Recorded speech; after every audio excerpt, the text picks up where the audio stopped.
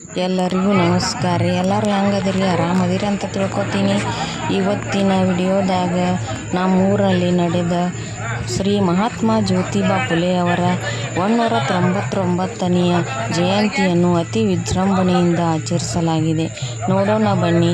ಎಲ್ಲ ಮಹಿಳೆಯರು ಎಷ್ಟು ಸಂಭ್ರಮದಿಂದ ಕುಂಭಾರತಿ ಮತ್ತು ಆರತಿ ತಟ್ಟೆಗಳನ್ನು ಹಿಡಿದು ಸಾಲು ಸಾಲಾಗಿ ಭಾಗವಹಿಸಿದ್ದಾರೆ. ನೋಡಿ ಎಷ್ಟು ಸಂಭ್ರಮದಿಂದ ಎಲ್ಲರೂ ಪಾಲ್ಗೊಂಡಿದ್ದಾರೆ ಅಂತ.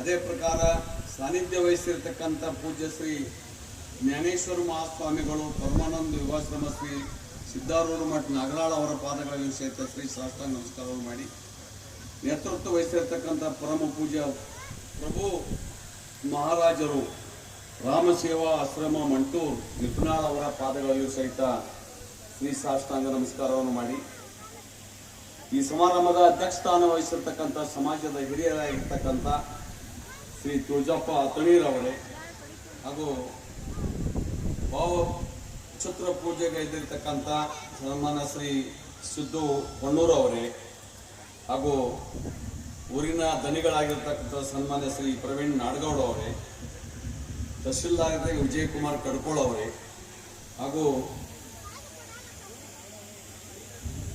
ನಮ್ಮ ಮುಖಂಡರು, ಸಮಾಜದ ಬಗ್ಗೆ ವಿಶೇಷ ಕಳಕಳಿ ಹೊಂದಿರತಕ್ಕಂಥ ಹುಟ್ಟು ಹೋರಾಟಗಾರರು, ಮಾಜಿ ಶಾಸಕರು, ಚಿಂತಕರು, ಚಿತ್ರನಟ